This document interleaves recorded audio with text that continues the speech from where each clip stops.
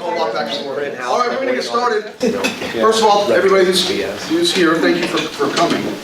I want to tell you a little bit about some of these awards that we're getting from RE/MAX Central and about all your hard work here. It's right in front of you. You'll see top multiple office and closed volume, top multiple office and closed transactions, top single office and closed transactions, and top office transactions per agent, and this is the region. This is not just Iowa, this is the region. So if you look at us from last year, just over 4.5, that's the average that agents are doing here. That's remarkable, people. It's remarkable, not even just for the region, but for the country itself. It's remarkable. 24 average transactions per agent. We're almost double what any other brokerage is doing per agent. So just to remind you that you guys make up the best of the best in our industry. Every single one of you contribute to that. So you can look at kind of the statistics of what's going on today, where everybody knows we're in a low inventory market. Homes are selling fairly fast. You can see there 1,621 homes on the market. I've never seen it get that low. Is it really that low? That went down from 2,300 last month. That's crazy. It's nuts, right? That's crazy low. It was, since last time I checked, it was like 1,923, but that just tells you how much activity there is out there. There are more homes pending right now, more homes sold than there are active listings. So I think the message you get out there on Facebook is a lot of, hey, I sold this home in 2 hours and this and that. And you see a lot of that. Let's change our message a little bit and maybe start with like, hey, I got 102% list price versus sale price. I think that changes the conversation, changes people's mindset, and hey, what's my home worth, rather than, hey, I think I can do this on my own without the help of an agent and save some money. Okay. We've implemented the listing boss. Some of you there were yesterday with Lance's training, and this is just a next tier training for people that are looking to take their business to the next level. Already doing business at a pretty high clip, but want to turn the corner. So for all of you out there that have reached, and a lot of you reached out to us and are doing a lot of good business, and we want to do more, and we want to help you do that, and we're excited to help you do that. So either tune in online or come to the training personally, whatever works for you. University of Iowa Credit Union, you guys are in the house today. Patrick, Scott, we got Amy, we got Mike. Mike, I want to congratulate you on 90+ million last year. That's insane. For, a few times you didn't respond back in 5 minutes. I understand. I get it. Okay. We try our best. I get it. So, but that was third in the state, I believe. Third in the state. So, not in credit union. Yeah, not just credit union, but not third in University of Credit Union. That's third across, and I think actually one of you guys were number one in Cedar Rapids. Yeah, number one agent or number one lender. He was out of Iowa City. Iowa City. Yeah. So that's tremendous. We really value our relationship, and if those of you that haven't met some of these people, please do. They're great people. They do great loans. Amy's with us with Concepts Cares, and I think highly of every single one of them, and glad that we've teamed up. So I know, Maria, let's give you a chance to talk about Concepts Cares and what's going on with that. Yeah. Well, I'm Maria Messer. I'm from the Ankeny office, if I don't know some of you. And I'm just going to give a brief update on what's been happening with Concepts Cares. At our last breakfast, we talked a little bit about how we wanted to focus our efforts in the month of March to go towards Blank Children's Hospital, but more specifically the NICU. We shared that we had the goal of underwriting Blank Speed program, which is an outward tangible sign of the milestones the children in their care have met. It's a bracelet that kids can take home. It shows that depending on what their situation is, all the different care milestones they met, which is a very meaningful thing for those families. And we also wanted to provide some some fleece blankets and some thermal totes for those families as well. And because of your generosity, we were able to, and your direct donations, because some of you just gave us direct donations for that, we were able to raise over $4,300, which is tremendous. Woo! Yeah. Provide fleece blankets blankets, over 30 thermal totes, and also provide a sizable cash donation as well for Child Serve to be able to direct those funds to how they feel will best suit the families that they're caring for. So that's awesome. Thank you so much for that. The next couple of things that are coming up, as you'll see on your sheet, we're going to host the second annual blood drive on May 1st at the Urbandale office, 11 to 4. There'll be some additional details coming out in the next couple of days on that. So please watch for that. This would be an excellent touch point for clients, lending partners, vendors that you use to get them involved, help us spread the word. We'd love to increase our donations over last year. Last year we had 32 people donate. 21 of those were first-time donors, which is huge. And then we are also able, because of the donations, to save 96 lives. So it would be, that's fantastic. It would be awesome if we could surpass last year's donation levels. So really help us creating a buzz would be tremendous and getting signed up. That is one of those things that we prefer for people to sign up ahead of time. So LifeServe can make sure that everything is, they can accommodate people on their time and we don't get too backed up. So watch for that as well. And then finally, we are working on coordinating some volunteer efforts for Habitat for Humanity, late spring, early summer. So again, would be something that we can do as a family, Concepts family, and get our clients, vendors, lending partners involved with that as well.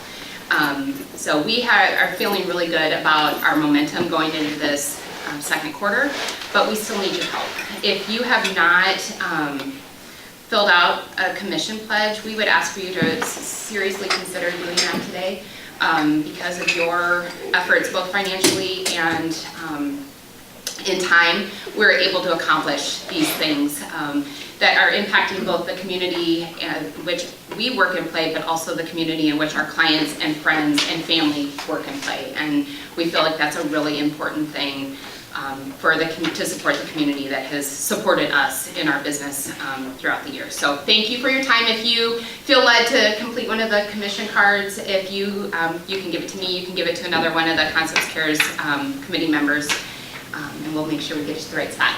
Thank you.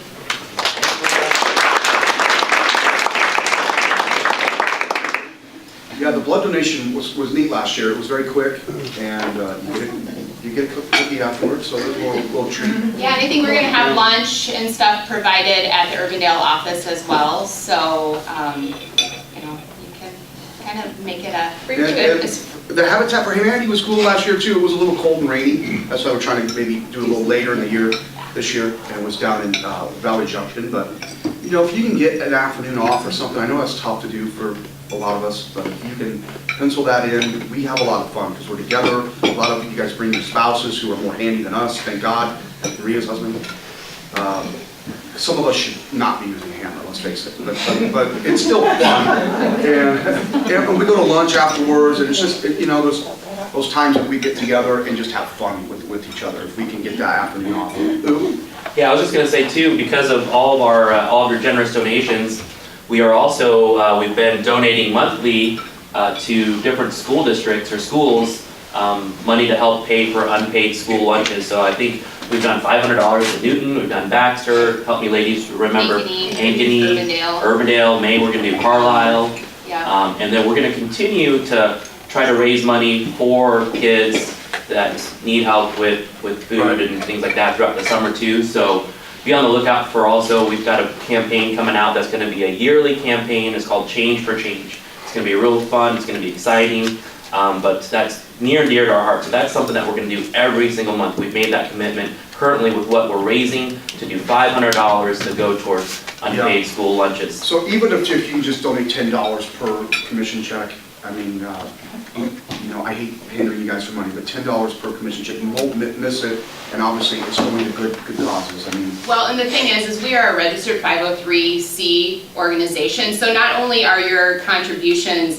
impacting our efforts to improve our, you know, make a positive impact in our community, but they are also 100% tax deductible. So, you know, there's kind of a way to feel good about it on both sides of things. So, and then there's also, you know, I was trying to not take up 15 minutes of time. There's so many efforts that we've been doing. We are sending thank you baskets to different police stations and fire stations throughout our community.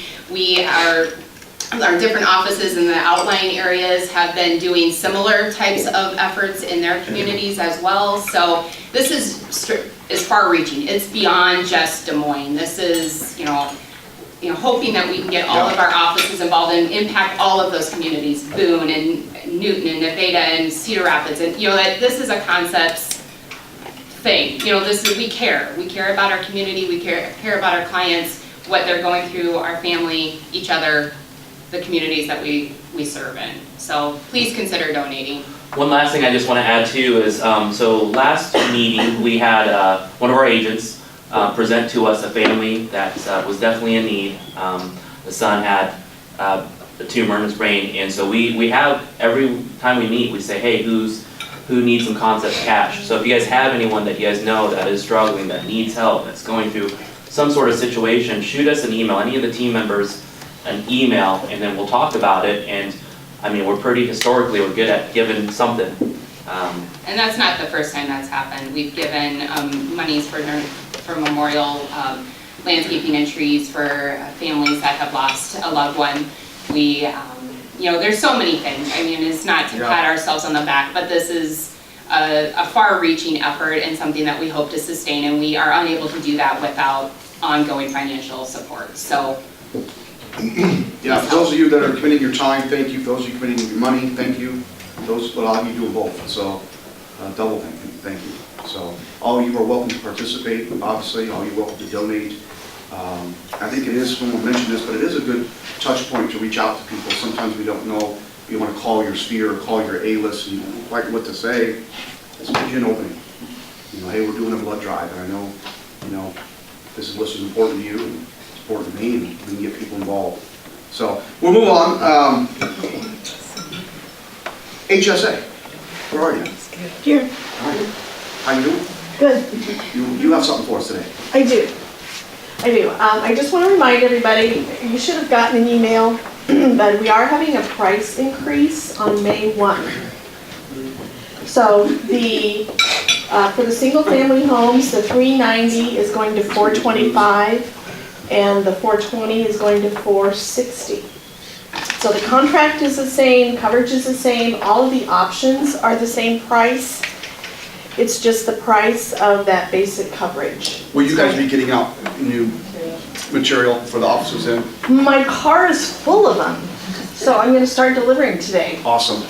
Yep. Awesome. We'll make sure the old stuff goes and the new stuff's in. Yeah, so May 1, so if you have any listings out there that you ain't presented the home warranty to, and maybe they said no, if you might want to go back and say, hey, have you rethought it? Because when someone comes along with a buyer after May 1, it's going to cost them more money.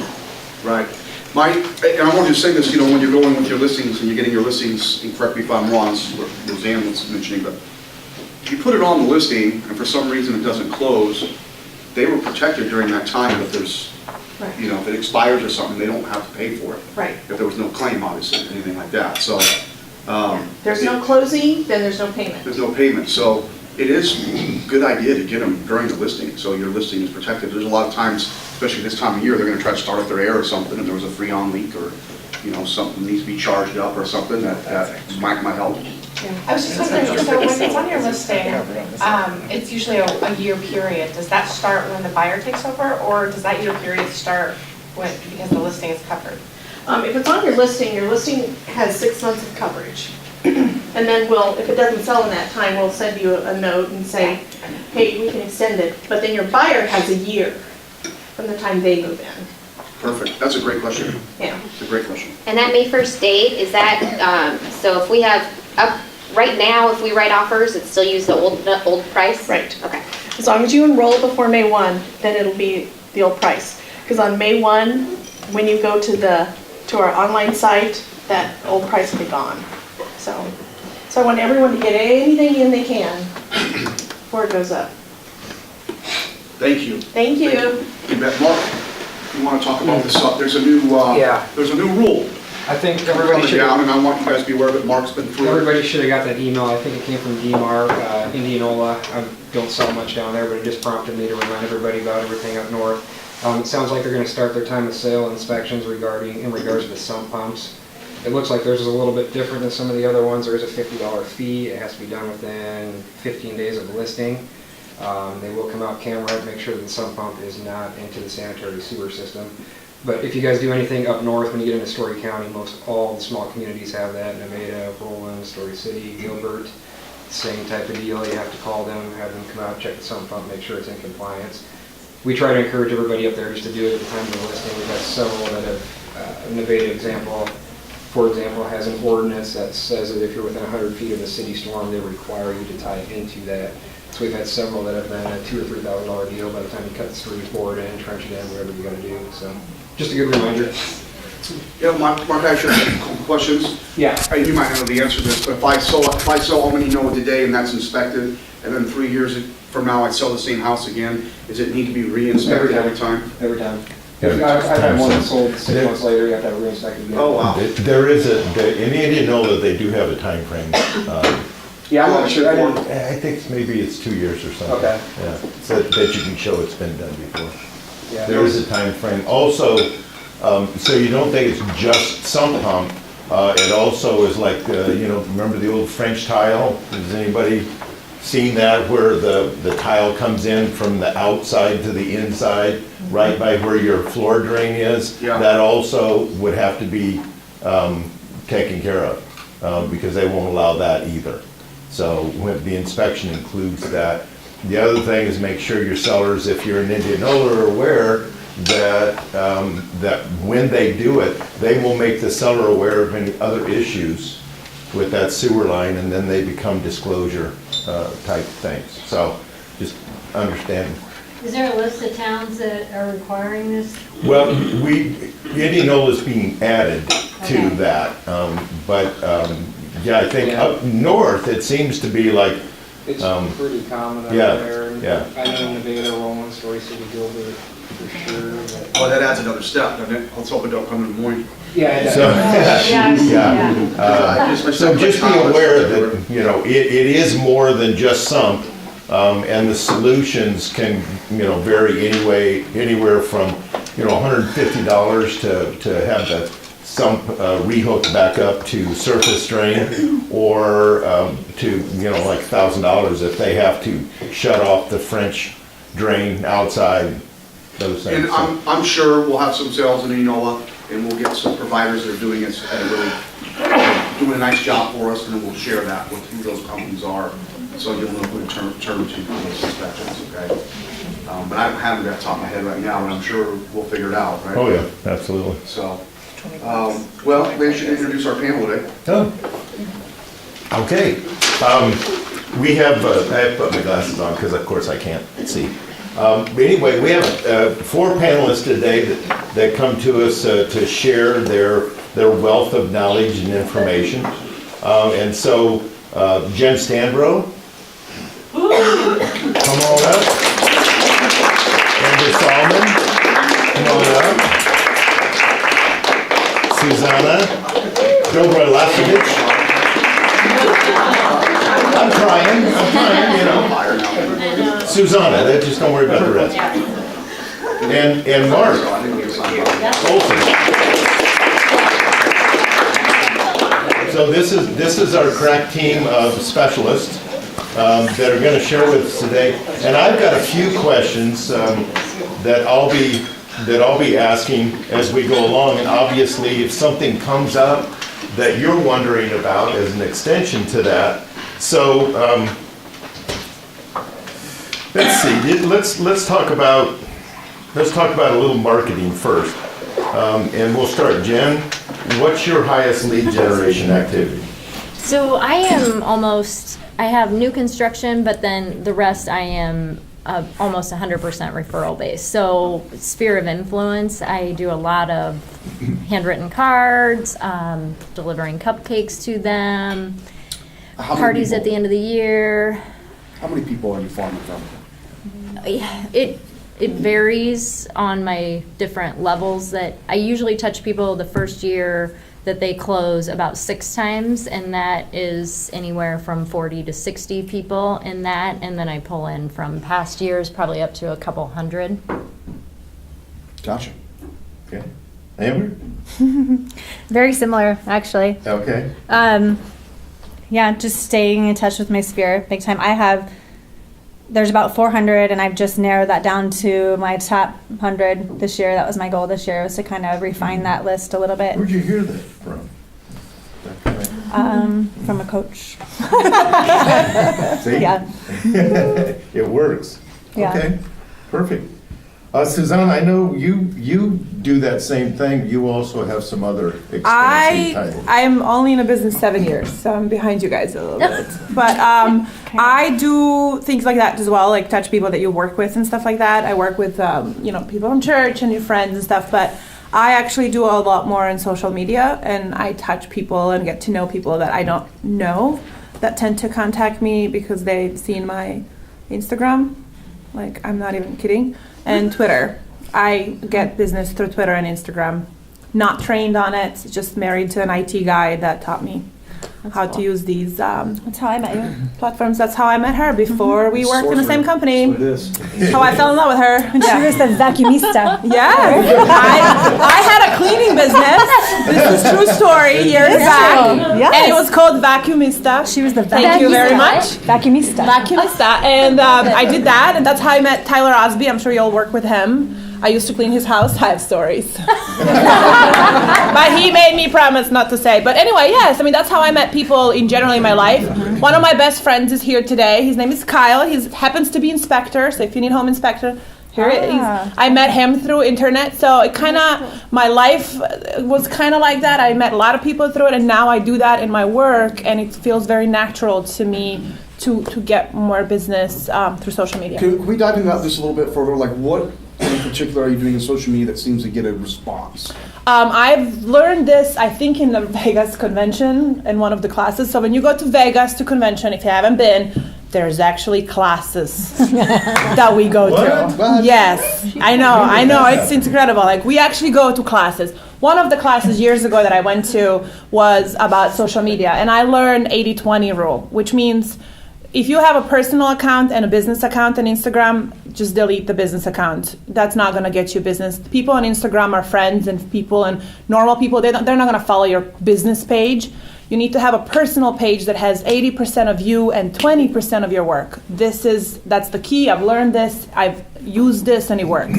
So if you go to my Instagram, or if you use my hashtag, Suzana Sells, you can do that. You can check it out. You can see that it's like my kids, my lunch, and then there's my homes or stuff that I do in work. 80-20. 80% just me being me, and then 20% business, but not here's my open house, come see me. Not like that. It's a lot more like, check this crazy thing I just saw, and look at this porch. Wouldn't you want to have coffee with me here? And things like that. So more normal and natural, not here is Stuffy. Not business. Stuffy. It has to be. It More has personal. to be. Yes. Even in your business, it's personal connection. Very- connection. And how are people reaching out to you where you feel like you're having success with this? Most are recent. there private messages? They will like things and say, hey, how can I get in touch with you? Or they will send me a private message. But there's people that are moving to town. So when you're posting on these medias, you do need to understand hashtagging and not likes for likes and things like that. More like hashtag Des Moines, living in Des Moines. You do, what do you do? Live in Des Moines. Live in Des Moines. So people that are moving to Des Moines, they're using social media. They're searching, right? They're searching things like that. They will look, okay, Des Moines or downtown Des Moines. And so when you are posting something, try to do a couple of hashtags that make sense to you. If you were moving to Seattle, what would you search for? So they search for it, they find me, they start following and stuff like that, and then they like what they see, and then they contact. So I've had, in the last 6 months, probably 2 sales out of it that are completely not people that were referred to me. These are people only that found me through Instagram. So and I don't pay to advertise on Instagram. I should probably, but I don't. I have small babies. I tend to keep my business between 25 and 30 transactions. I don't want to do more right now because I have small kids and I care for them. So I don't advertise to pay, but this what I'm doing works. Oh my God, I talked too much. I had so much coffee. I'm so sorry. Hey, I mean, there's some good ideas there. You're just like, you know, I think I talk when I'm nervous. I talk when I'm nervous. I'm so sorry. We're just going to keep you going. I love it. I'm so sorry. I'll just drink my coffee and be quiet. Okay. So if when you guys are examining your own business, if you weren't getting 4 to 5 transactions out of your social media a year, there's some good ideas there to open up a new line of revenue if you can do 4 to 5 more transactions by using some of those things. And I want to add one thing that Igor taught me, who is also a guy who takes care of all of your computers in your offices, my husband. So Igor taught me about learning what works for you and what feels good to you. So meaning, when you talk about social media, there's all these different platforms, and a lot of people say, you have to be on everything. No, you don't. I'm not on LinkedIn, I'm on Facebook, but don't really care for Facebook. So my thing is Twitter and Instagram. These are the things I love, that feel natural to me, that I enjoy, that are quick and fast and easy. So figure out the social media platform that seems natural. It's a weird way to say, but something that you don't hate, and focus on that one. You don't have to be everywhere. And don't feed one account to everything, because Twitter and Instagram and Twitter and Facebook are not the same thing. They shouldn't have the same feel to it. So pick one that you like. You don't have to be everywhere. Right. So you can delete your Tinder account, Lance. Just told you one more thing. I'll get some good business out of that. I'm sure you are. Okay, Mark. Yeah, marketing-wise, we've got our hands in a lot of different areas, I guess. Last year we did about 20,000 direct mail postcards. Pretty heavy in the community involvement. We've got, a Yard of the Month thing that's starting here shortly. We do a Best Holiday Light contest. We do a little deal out at Stropman Tree Farm at Christmas time. So I think, being involved in a lot of those helps. We're pretty heavy into the schools. My wife used to be a teacher until Shane talked to her. That ended that. He but, runs it. Yeah, she was a school teacher, so we're pretty heavy in the school district. We do a couple different scholarships. We sponsor a butter braid contest for the kids, which has been really good. We're in the middle of putting together a video now with a lot of clips of the kids talking about what they sold, what they did. The school's going to help promote that. So yeah, I would say between community involvement and that stuff's probably what's helped us the most. It's been, in December, I should do this every year, but in December we sat down and looked at our 111 transactions and where the business came from, and that was an eye-opener. 75% of the sales that we had last year came from our sphere of influence or direct referrals to us. 12% were internet and 10% were sign calls. So we're trying to refocus. Those 20,000 postcards isn't cheap, and I think our money could be used more effectively than kind of what you did.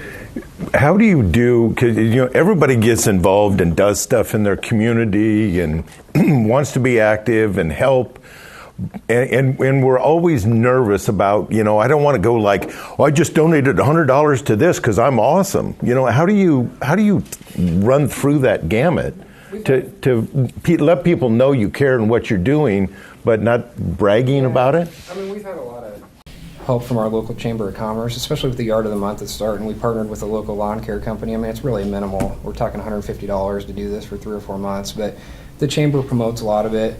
Once we have the people either drop off at the office or go on Facebook and, pick who they think the Yard of the Month should be.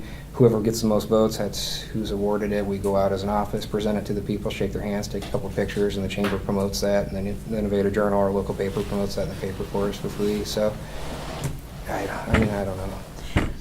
I think for me, if I'm donating, there's difference in my donations and the sponsorships that I'm doing. And if I'm sponsoring things, I try and be very intentional about where I'm spending the money. So I advertise a lot at our school because I pull a lot of business out of that. And then the hockey, my son plays hockey, so in the hockey segment I market a lot. And it's because those are the places that I'm seen. I don't think sponsoring an event if I'm not there, my signs on the thing, my sponsoring the event isn't going to help. It's that personal relationship followed up by the branding for me. So the presence of being there, along with the advertising, is what has the desired effect. Yes. And a lot of stuff we do at the school, we're not, I'm not trying to get my name out there necessarily. It's giving back. It's fun with the kids, interact with the kids, they all get excited about this ice cream social every year. Every time I'm in the school, they're knocking on my door asking when we're going to do that again. It's more about just helping. So it's find your passion, I feel like. Find that, education's important to you. Your son, I think that's the key, finding what your passion is and then use the opportunity to be helpful and feed your passion, but at the same time promote your brand. It's very simple. I like it. Because they're creating networking events, not just going to them. They're creating their own. We're not like that. Go ahead. to what Mark was said about his ice cream social, so he did that because he wants to give back to the community and the school. But in that same event, the school promoted him for doing so. He didn't do anything himself.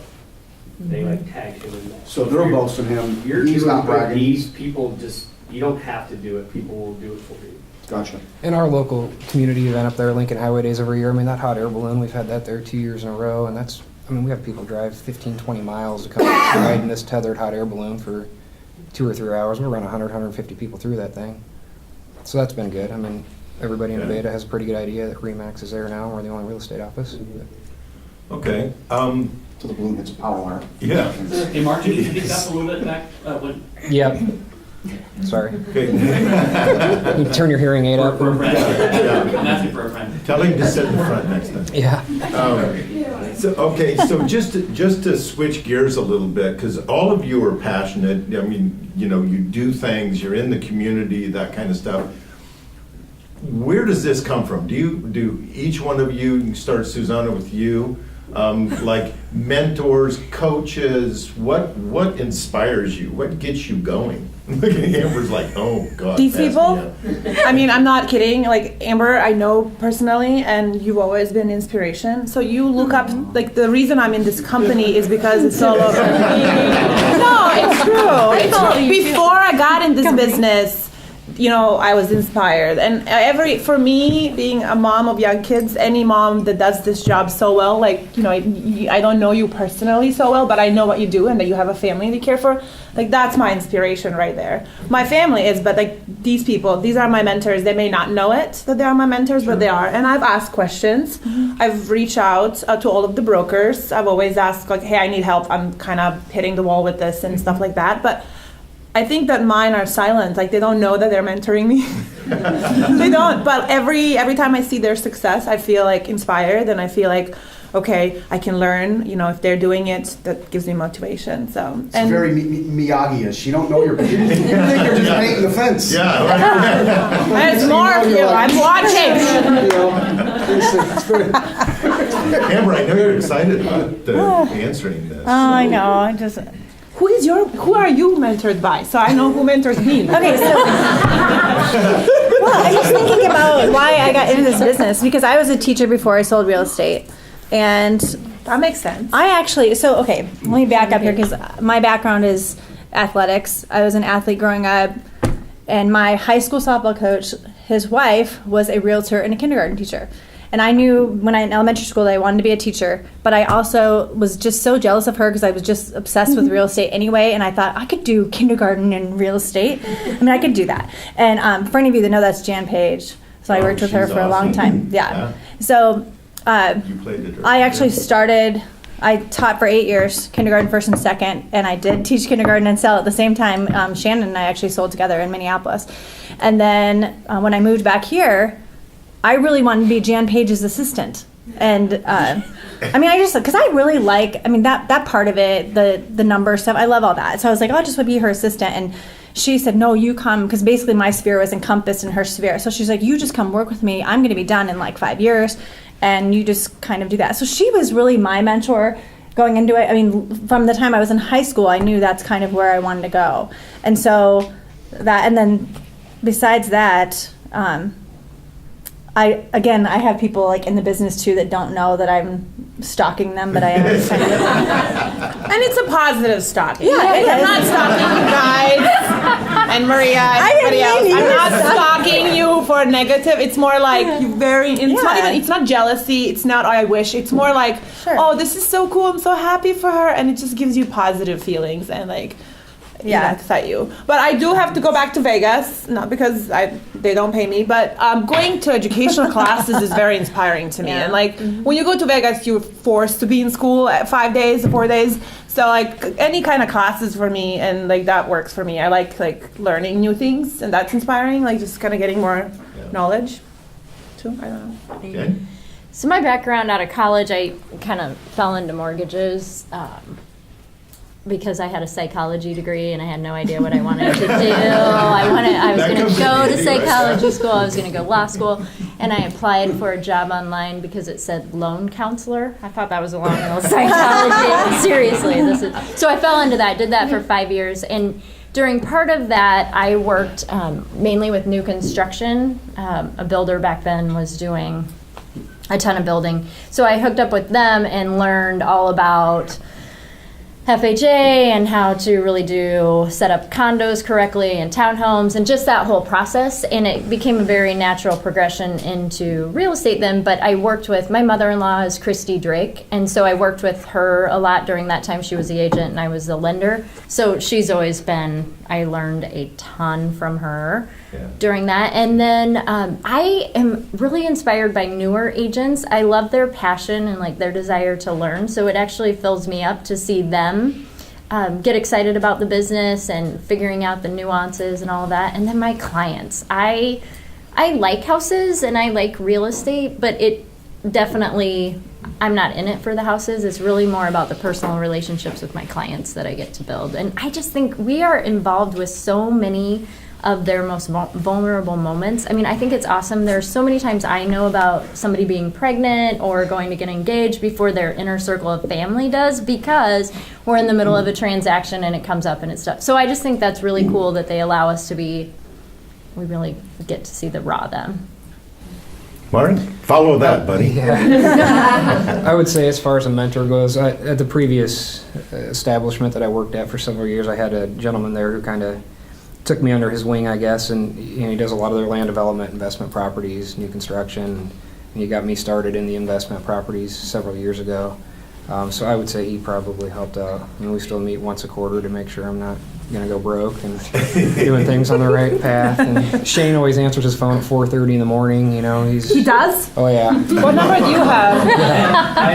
I'm kidding. No, I have to comment on this because this happened. And it was after the third call, I was like, where's the fire? I did not answer the first time. He does answer at 4:30. As long as you call 3 times, you get that, people? First 2, you're not going to get them. The third call back. He feels it's important. He'll pick up.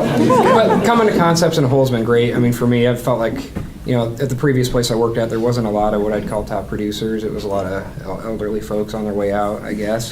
Like land.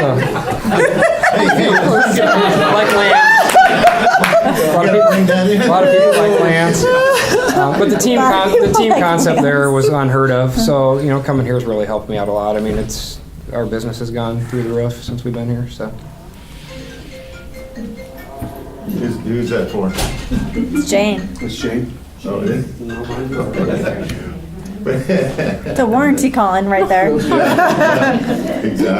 Exactly. So, when you're like, you're all busy and doing stuff, what is it that organizational wise? I mean, do you have checklists, time blocking? What's the thing that actually works for you? Mark, start this one. I'm terrible. It's terrible. Next. But I've met with Shane about 52 times on this in the last year, and we're going to do it this year. I'm going to get this figured out. Finally it's coming. Yeah, the time blocking thing is going to happen this year. I'm really trying to get more organized and tell people no. My wife just yells at me all the time. It's 7 o'clock at night. I'm answering the phone, and the kids are going to bed in 30 minutes, so I'm going to start listening to her, I guess. How old are your kids? And I kind of did things, to be honest with you, I did things a little bit backwards. I hired not 1 but 2 buyer agents before we even had an admin, so we felt like we were running around with our chicken with our heads cut off. But we did hire an admin at the first year. She's been great. That's going to help out a lot. She's taken the load off. I mean, my whole goal this year, by the time we get to the end of the year, those 2 buyers agents are going to be if they're not showing houses, writing contracts, lead generation, lead follow-up, that's all they need to be doing, and the admin's going to take the load off on the rest of it. So the systems are coming. Yeah. Slowly. Hey, and Jen, I know that you're probably just like that. Yes. Right? Yeah. I'm a huge systems person. I'm kind of like Amber. I like the paperwork. Ooh, and we had a townhome project together. We were partners, and I would not let him touch the paperwork because he would not do it correctly. So I guess I've just kind of developed my own systems by trial and error over the years. Tried to get me to get an assistant probably 2 or 3 years into the business, and I fought it I kind of like control.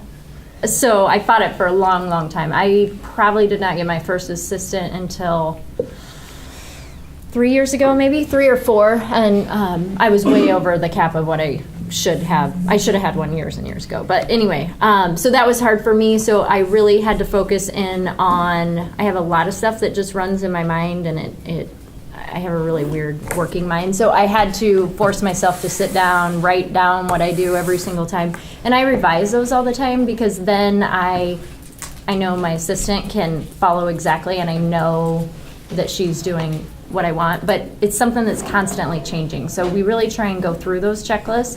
Say we need to do it every 3 months, but 6 months, and then we'll make tweaks and change because we'll learn something that I try and pre-answer questions, I guess. So we send out what to expect after pretty much everything. So once I notice a question comes up more than once from different clients, then we'll add that in and try and tweak it. I don't know if that makes sense. So we add those to Dotloop too. Becca taught us how to add them to Dotloop, and so every file we can just go down and check through. Mine is almost identical to that. I think you got me on the checklist, actually. Those came from. I have workflows for different scenarios: cash buyer workflow, new construction workflow, listing, resale workflow, and then like when that resale workflow sells, it goes into sold listing workflows, and everything is on the computer, and it's actually organized to the point that it will tell me, like, you know, once I put in the inspection date, it will generate like deadlines for me, and it will put them on my Google Calendar. Talk a little bit, because there's some of us, maybe somebody other than me. Explain workflow. What does that actually mean? Well, kind of like what she said, when you make a checklist of what you're going to do. So basically taking in a buyer from day one and going through the transaction to close. And then so you maybe like you have an introduction email. I have that pre-written out on a file ready to copy and paste into an email that day. So I don't have to sit there and rewrite that email 100 times. And then an inspection email. I have the same inspection email that goes out to every client. It refers 2 or 3 different inspectors. They can choose who they want. It tells them when their inspection deadline is. I plug that date in. It gives them a copy of their purchase agreement. I will CC the lender on it so that the lender has the purchase agreement. I mean, that's all pre-written and done. So it's just done.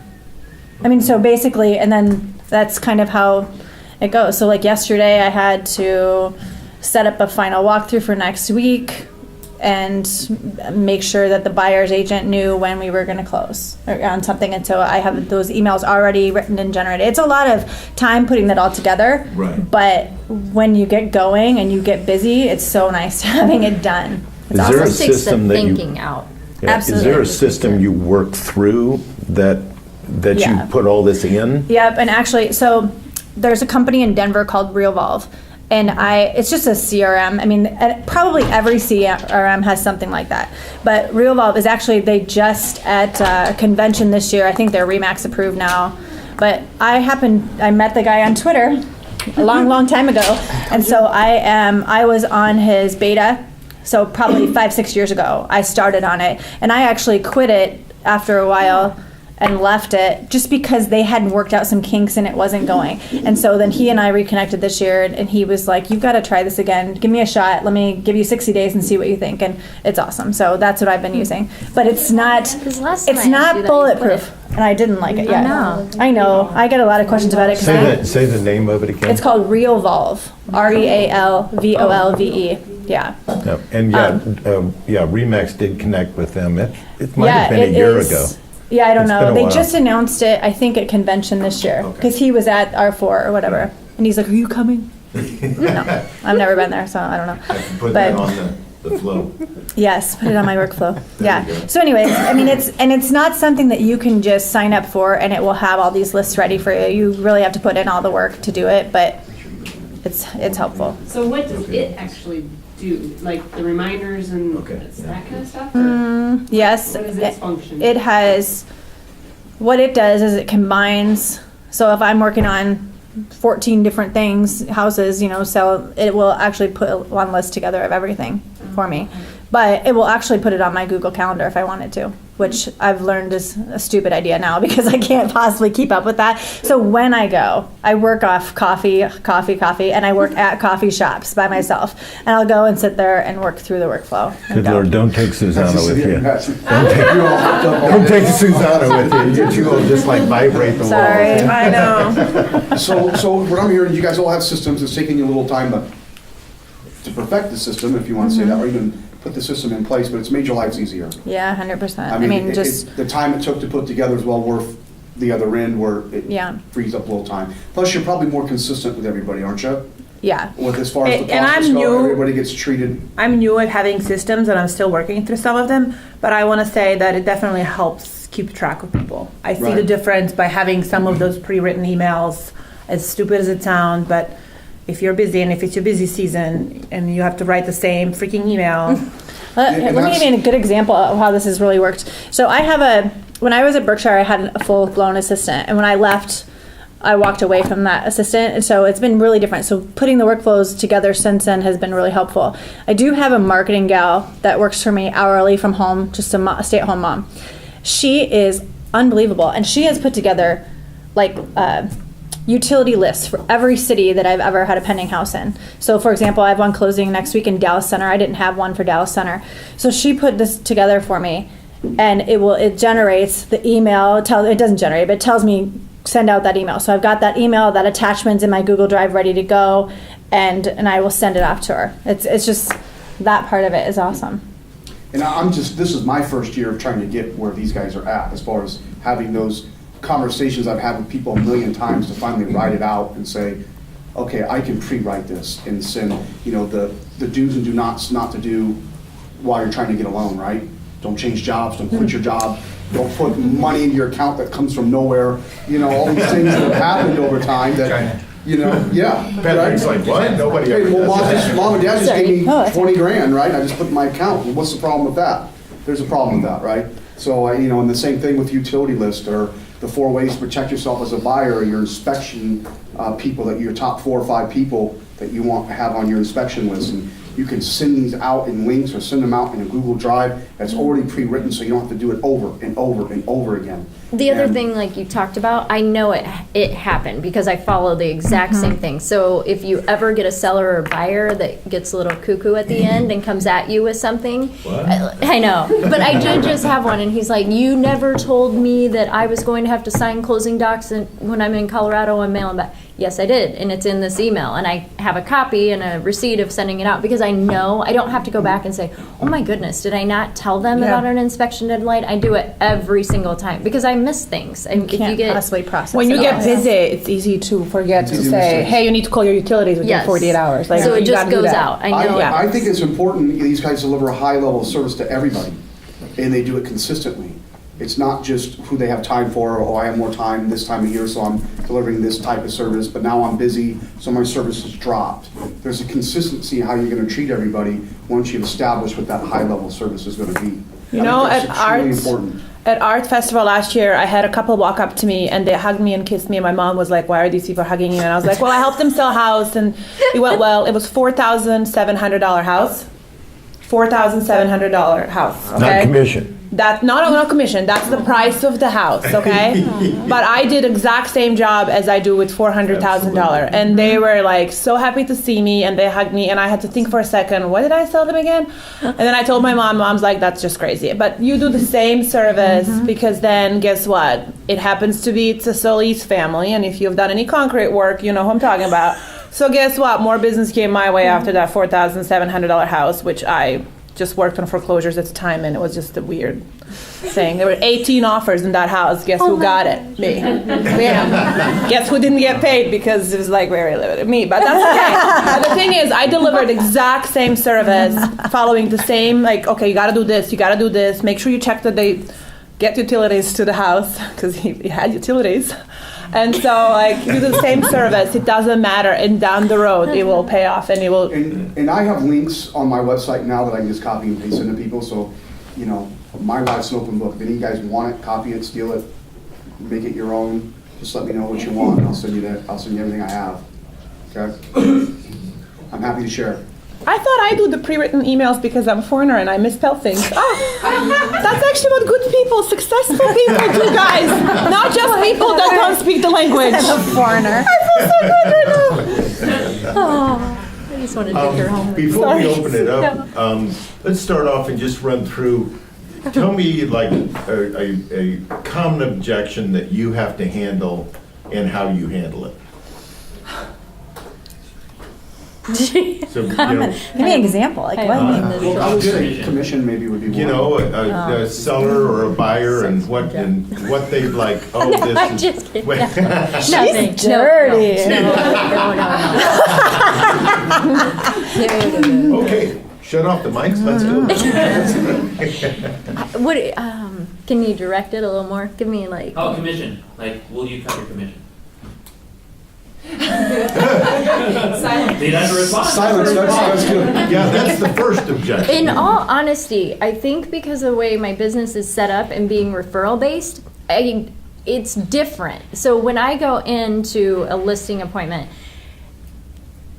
60% of the job of selling myself has already been done for me by the people who referred me. So I feel as though I don't run into nearly as much commission cutting when it's referral based versus say somebody just saw my name somewhere. So I think that that's huge, having them, they already believe my worth, I think, when I go in the door. Now, if not, I go into the reasons in the market and provide them information of, I don't cut commission often. I could give you my speech, but I can give you the role play. I think I cut commission more when they were asking me and I realized looking at numbers that they can't afford, but they have to sell. Yes. Like I've cut commission when I was not asked, but not ever when I was asked to do so.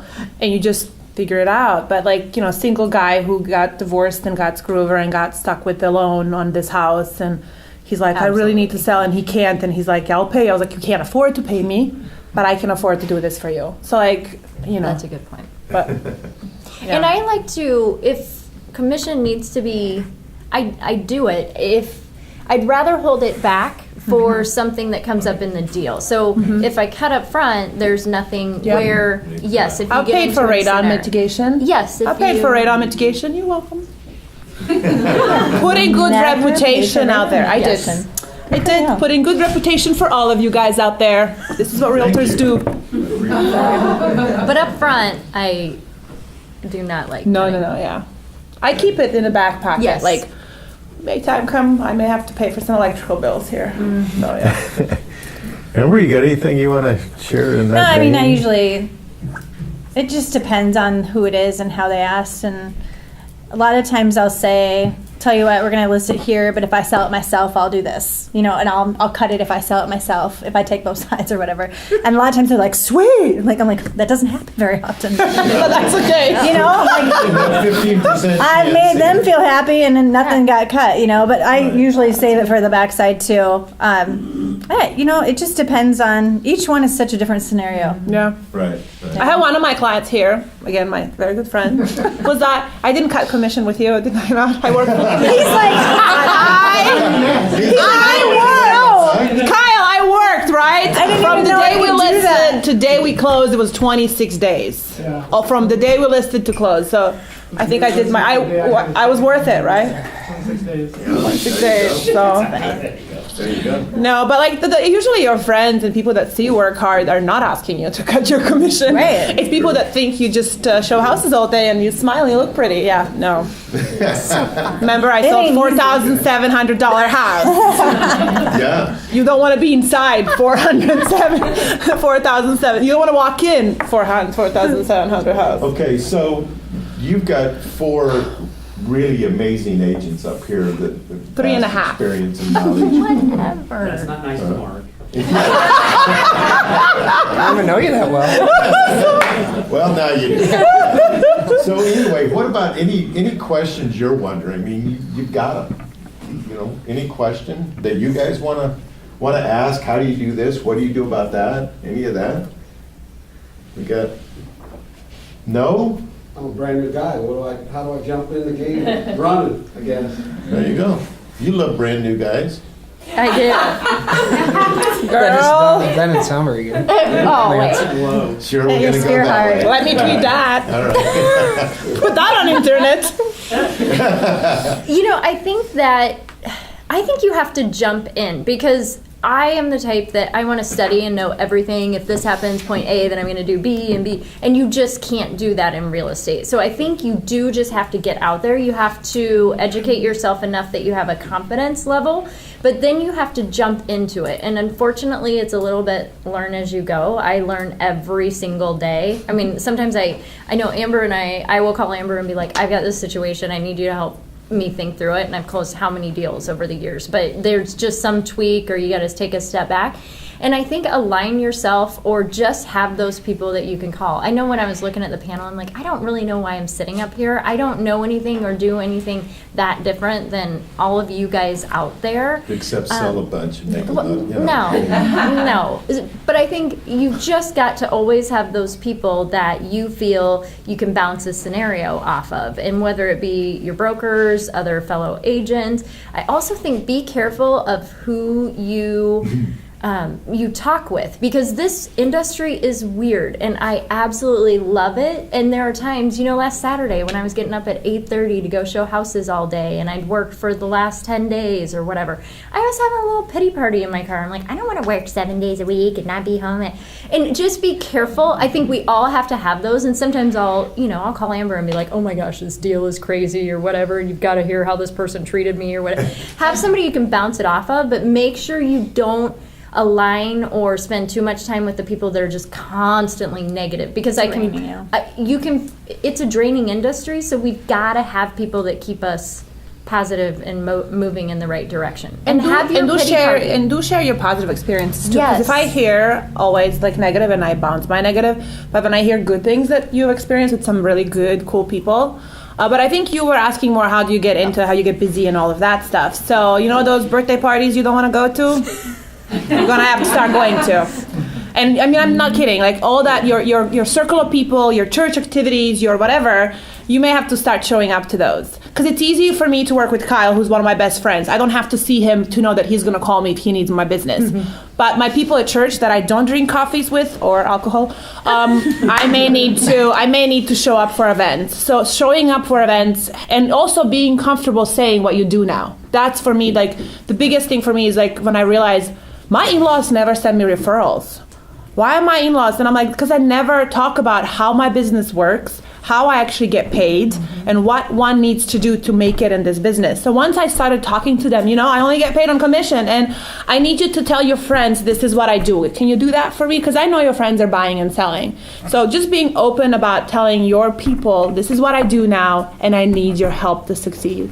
So I think that's like getting, like just being comfortable saying, I'm proud of what I do and this is what I do, but not like on your Facebook status, in person, and really going to the events that you don't usually want to go. You're going to have to start. I would say probably too, don't be afraid to ask questions. I mean, when I started, there was 25, 30 agents there. And I asked several times, how do you do this? How do you market this? What's your listing presentation look like? And I mean, everybody would not share anything. Really? And coming here, it's a whole different thing. I mean, it's pretty much an open book with everybody, so don't be afraid to ask questions because you don't have to recreate the wheel. I asked what abstract was first week starting doing this. Still don't feel stupid about it, but it was such a dumb question, right? Like, what is the abstract? Maria Balech was another person that influenced me to get into this business. And I called her, I was like, what is abstract again? I need to Google this shit. What is this? And literally, in realtor school, we didn't talk about abstract. We didn't talk about abstract. And then suddenly I need to figure out what abstract is. And I bought 2 houses per year. But guess what? I just let my husband handle that like a real housewife, so I didn't really care for it. And then I had to learn what it was first the week of a job. Like, it was hard. So asking questions, they're not stupid questions. Just ask. You can call me. I'm sure we'll talk. If you want more information, you call me. If you want answer to your questions, call these people. And for God's sakes, don't buy her a coffee. I was nervous, so I had extra shot in it. I want to take you home with me. I'm so sorry. Any other questions out there? People, things you want to see? You guys read a lot or follow different coaches? Are you guys being coached? I ask you for questions all the time, and I don't have a coach but I do follow. Again, I learned a lot about different coaching people through convention, and like when we go to convention and we listen about this. So I follow different blogs, different people. There are some people on these social media platforms that I follow that they post articles and they do webinars for free and things like that. So I try. You? I actually do have a coach right now. But we just got done. So I have a good friend, again, met on Twitter, who is a speaker, like a national speaker at like Inman Connect and different big events. She lives in Canada, and we've just been friends for a while, and she only works with brand new agents, and she runs a business basically helping them brand themselves as they get started. And so I kind of challenged her and said, okay, I've been doing this 11 years. This was at my 1-year anniversary, so I started January 1, and we just wrapped it up. And I just said I want basically a critique. So she came through and critiqued my website, my Facebook, my branding, just everything. And you are posting more stuff. Lots of challenges, really good stuff. She was good. So yes, I have been coached this year. Cool. It's kind of, it's weird. Like, it's weird doing the same thing every day for 11 years and not changing your systems. And, like she said, you go through and change those workflows. And I feel like I change them every day. We used to do that. We used to get together and do our checklist. I know. Remember? I'm like, they're always changing. And you just kind of. Sounds like a class coming up, I can tell. It was really good. Well, and I just think there's so many new people in the business, and the business has changed so much since we started. I mean, we couldn't. I don't know. So it was just one of those things where I just needed a refresher. Okay. I do not have a coach. I read a lot. I think it sounds silly, but I read a lot of the emails that come. I mean, I know we all get the DMAR and the Iowa Association. They have really good articles, and when I click on those, I'll get into a different article. So I do a lot of that. I listen to a lot of real estate podcasts because I'm in the car so much. Yes. That I get a ton out of that too. Even like for women, there's a lot of good podcasts about being your own boss and being a woman and in the workforce and a mom in the workforce. Like there's a lot of good podcasts that are free. You put them on your phone. You drive a lot. You just play it. It's super easy. You don't even have to read. It's good. Yeah, I'm with podcasts. Big Yeah, fan. I would say the same too. No real coaching, I guess, that I've ever had done. I follow a lot of podcasts. Joshua Smith in Arizona has a lot of good agents that he interviews on a weekly basis. I watch a lot of those. A lot of the emails through Inman and wherever else that come out. We try to take time to read those. And the goal this year is a book a month, which I'm not hitting, but trying to read more this year. So, yeah. Oh, good. Jen, you mentioned a book that you read that was really good that helped you work by referral. I remember the name of the book. Oh, Sell with Soul? Mm-hmm. Yes. Jennifer. Alan, I think. Yeah. Alan, I think. Yes. It's an old book, and again, it's not rocket science, but it just changed my whole thinking on it. And I'm the type that on my CEU credits, I always wait till the last minute. So I'll do online, and I love the CEU shop if you ever need to do online. And so I took one of my classes was Sell with Soul, and it was all about this book. But it was just talking about, like you said, about telling people what you do. And I am not one to ask for the business. I want them, and I should do more, but I want them to kind of know what I do without. So it just talks about a different spin. Take someone out to lunch, go out with a friend, but it's probably going to come up. So how's your career going? Great. How's yours? Well, I really like it. And it goes into just everything is an opportunity, and it's not doing it in a way that people don't feel like I'm calling every day saying, hey, do you have anyone that wants to buy or sell? Can you send them my way? It's just a very natural approach, and it feels very natural to me. But yeah, Sell with Soul. And to be grateful to those that do send business to you. So I'm not saying send the money because I think that's illegal. But be grateful, take them for lunch, buy a little toy for their child. Tell them, I really appreciate this. This means a lot. Like, you helped me pay mortgage on my house this month. Show that you actually appreciate that it means something to you. I have a client who refers business to me all the time, and I know that they are on a lower income, and I know that, and I went and bought her a Michael Kors bag, and she cried through it. And I have, 7 of them, and to me, it's not a big deal. but I know that it meant to her and it was such a big deal. And like, I literally gave me perspective and I was like, this was such a nice thing to do, even if she doesn't send me clients. But to her, it meant the world, because she's like, I'm like, you actually helped me be where I'm at today. So this is why I did this. Like, you know, don't feel like obligated to me and like send me more business. If you never send me any more business, was such a big deal to me. Like, you know, last year I think I had 3 sales from her alone. And she just does it from the heart, right? And then after the third one, I was like, I don't think I need to take her for lunch. I need to do something bigger. So just be nice about respecting those that respect your business legally. Don't send me cash. You're really good about that, Amber. I don't think you really, you are amazing with like thanking people and send them things out of the blue I think you're really good at that. Do you have a system for that? It's in my workflow. Actually, it is. So when I get text from you, is that in your workflow? No! So like, I do though. But client appreciation parties, I know you guys all have done them. Or I actually just had my first one. I just had my first one 2 years ago. It was awesome. I did. I loved yours. Oh, it was so much fun. So basically, you know, she's telling you to go to the birthday parties and stuff, and so when you're in my world, everyone sells makeup or purses or something, and not that I don't love that, but they all ask me to have these parties, and I just never do, because I feel like if I do one, I have to do them all. So I thought, you know what, screw it, we're gonna do a party with all of them. So I literally reached out to. That's what that was? So I had 13, and not all of them were clients. Some of them were friends of clients, but all the clients that I have that do direct sales, they were all there. I met with the owner of Twisted Bean, which is a new coffee shop on Merle Hay. She shut it down for the night for me. They catered it. So cool. We had 85 girls only there, and it was just a big shopping night in November, and it was so much fun. We had a lot of fun. We had giveaways like crazy. We had gift bags. I got coffee mugs for everybody since it was at a coffee shop, and it honestly did not cost. I think I paid $600 for the whole thing. I mean, it was nuts. I didn't have to, it was awesome. So how much did you spend shopping though? Amy came. She provided one of the prizes. What's that? How much did you spend shopping that night? What I want to know. Actually, I don't have time. That's what I'm worried about. You know what? I didn't have time to shop. And here's the other thing. All of those direct sales have rewards based on their sales. Oh, yeah. So I got free stuff.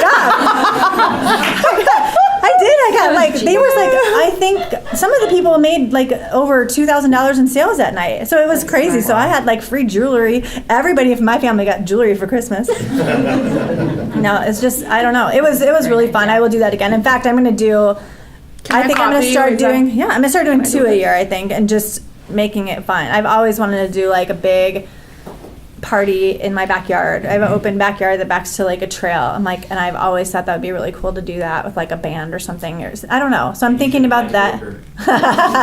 Either that or something at the country club. We'll see. So we did something. Well, it was really hard for me to do that. I don't. I'm kind of. You did it at your house, didn't you? Yes, and that was April Seidel. Like really pushed me to do that, and so. The first year we just kind of had an open house at Christmas and just had food and stuff, and people came. Last year I had it at my house again, and I just did, I think like 5 to 7, and we had milk and cookies, and we invited Santa, and then we had a photographer there. So he came in and he would take pictures of the kids. He turned them around, so then we emailed them out to him the next day. But I got really, really good feedback on that. It was super easy to do. People liked it because they don't like taking their kids to the mall. And so they just thought it was easier. So I think I'm going to do that earlier this year so people have their Santa pictures and they can send them out. But it was that is a good idea. That's easier than hers, even though I think I would enjoy shopping. But mine was not easy. I actually had 4 clients from the year, and we met starting in September, and they all did it. I literally did nothing other than send out a few emails when it all happened. They were so excited to put it all together. Awesome. Diane was one of them. You know how good she is. I'm like, hello. That was perfect. Don't remind me. Okay. All of you have children, correct? Mm-hmm. Each of you. Talk to me about how do you make that balance work? I don't. I know. I don't. No, because you all do. Mm-hmm. You all do. No, I don't. I'm terrible. Yeah, me too. I'm with Marc. That's gonna change this year. I think the government will take my kids away from me. No balance at all. No balance at all. Else?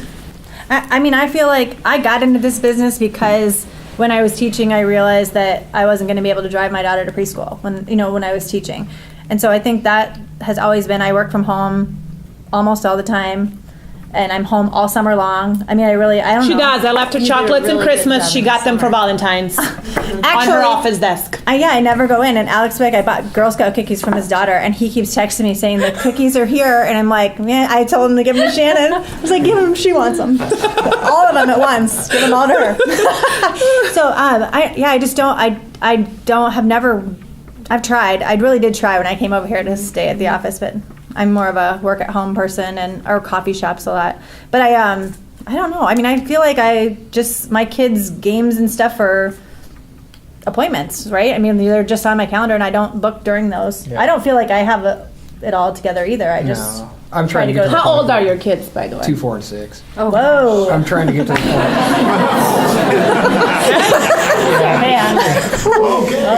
I'm trying to get to the point though where I shut the phone off at 5:30. And if, Shane said it best. It's not a lost sale. You're making time for your family. I mean, it is what it is. So I'm trying to learn the word no, but it's hard. I think also I read a book once or somebody told me start small because I want to shut the phone off at 5 o'clock, but it says put it in the other room for 15 minutes and then like make it up to 30. I actually have to do that because I'm almost I have trouble with that though. I'm like, oh, me man, too. It's over there and I'm here. But start see it small. flashing. Do 5 minutes. That's the 5 worst. And you see those little That's blinks funny. on there. And I feel so. My kids are 12 and 11. And I'm like texting my kids to come downstairs, so I always have my phone. I don't know. How old are your kids? 6 and 11. Okay. Mine are 1 and 5, so they're babies. Yeah. I don't know. The balance is hard. It depends what your partner does. If you have a partner, I have a partner. He's great, but he also runs a business. And so, I'm still learning that. And I think I cried to Marinella, who does not have children, so I don't know why I'm bugging her. At least 5 times a week, I text her, I'm going to die. I don't know how to do this. Help me. And then poor woman does not have any children or husband. I have no idea why I'm crying. I'm so sorry. She should be babysitting then. She's my family, and I use that. She's my family, and I use that. I text her, I don't know how to balance this, as if she knows. But, it's hard. For me, it's hard. I think I'm still learning, and I think it's because my 1-year-old is changing so much that I'm still figuring out how to be mom to 2 kids. And 1-year-old, 90% of the time, I'm just trying to keep him alive because he wants to kill himself. So, I'm still learning the balance. I'm learning the balance. And so, I don't know if I don't have a good tip on that, except make your workflows, apparently that's a thing. Make your workflows be functional, so then it's easier to balance everything else. I think as my work is getting more organized, I am better at balancing the two. Absolutely. Terrific. Anybody else? Last time through. Google is amazing. Yeah, Google is amazing. My advice from there. Hold on, Suzana. Yeah, she Googles everything and then sends it my way as if I don't have Google, but I can't read through. I get anxiety. So yeah, I don't know. Just staying organized. For me, even meal planning, that was life changing. Just figuring out how to plan your dinner is oh my gosh, this is great. I figured out I can't do it all either. I am horrible at meals. My family knows I will never be that. Mom's cooking, call somebody. Pretty much. So gives me, I like having a little bit of giving myself a free pass on some stuff. I have a question for each and every one of you. What are the 5 most important things that you do every day? 5. Ooh, 5? 5. Most important things? 5 top. Top. You feel as an agent you have to do every day. As an agent. As an agent or as a person? As an agent for your business. Prospect. Coffee. Yeah. Make sure I have gas in the car and my phone's charged. As an agent, I think that's tough. Know what you're doing that day. Have your to-do list or whatever that is that day. Know what you're doing today. Not just wake up and I'll figure it out. Because this job is easy to just be I manage my own time, I'll do whatever. But knowing every morning what I'm doing today, there's things that are going to come up. But the things that I know I have to do, knowing what that list is, and going in a day knowing I'm doing this at 11, I'm doing this at 2, and I need to answer this, just being aware of what's on my plate today. For me, that's been night before figuring out what I'm doing tomorrow and just kind of go at it. I would say with my buyer's agents, what we're really trying to work on this year is The only things I really want them doing is lead generation, lead follow-up, practicing scripts, showing houses, and writing contracts. That's it. I don't know. Outside of that, it's administrative work, and that's what the admin person that we hired is going to do. So I don't know. Janice? Like, as an agent, I do think, so I always have a goal of how many people I'm going to touch that day, because I am mainly referral based. So I try and do at least 3 handwritten cards, and I force myself to make phone calls. I don't always like to call. I think we're I'd rather text or email. It's so much easier. So I do force myself to I try and do 3 calls a day also. Just a random, your sphere of influence? Yeah. Or? So I will call people if they have a birthday, or if I saw on Facebook that they got a promotion, or And you asked earlier, what does the system that she uses works? A lot of times these systems will tell you who you need to call. Yep. Like it will generate who you should be touching next. There is a like it's three workflow for that months since they moved in. Call them. I don't use it, but there is one. Yeah, but I know that it has like that, so you don't have to always think, who do I need to call, and spend half an hour figuring that out. There's ways to. The other person I really like is Lee Brown. I don't know if you guys have ever heard her. And so she has really great scripts for calling people. I'm not a scripter. I don't like scripts, but she's like, when you're showing houses, you call so-and-so that you haven't talked to for a while. Hey, but I was out showing in your area. It made me think of you. I just want to leave a message. If you need me, give me a call. If not, no worries. We'll catch up soon. I do that all the time. I'm just keeping it myself in their mind, because they forget about you if you don't talk to them. What about you, Amber? I feel like you threw me off when you said as an agent, because I don't think I'm like a different person as an agent than I am. Like, I don't do things just agent. For your business, what do you feel Well, like I mean, 5 contributing factors every yeah. day must be done to? Honestly, like, I can get my kids to school. I go to the coffee shop, and I work out. But I think those things are just as important as anything else. And honestly, I'm networking. We have a front desk guy at my gym that asks me a question about real estate every damn day. So I'm like, it's that part helps. I think I just go through my systems as a day. I don't know. I don't have 5 things I do every day. I definitely am not good at randomly reaching out to people. Sometimes I am, sometimes not. I don't know. I think social media is pretty heavy in my day, and trying to figure out or plan posts or, do whatever, get a gauge on what's going on in business. Inbox 0 is a goal always. It never happens, but it's a goal. I think I'm at inbox 456 right now. So I'm like, I don't know. Just trying to answer all the questions that are lingering out there, and that's where it feels like a rat race to me. Mm-hmm. A lot of our answer for Brian too is just knowing all 4 of them as well as I do. One of their top 5 things probably just to make sure that their clients are happy, right? Yeah. Clients or your individuals in your sphere of influence, just making sure that your clients are happy, they're raving fans, and that they love you. And all 4 of those agents do a great job. The other thing I would speak to on these 4 is that at home, at the office, at the coffee shop, wherever it is, they all show up every day. They show up to work. Whether it be at those different places, you guys show up to work, and that's a whole lot of what happens in this business is showing up, it is first step. Okay, thank you guys so much. You were awesome.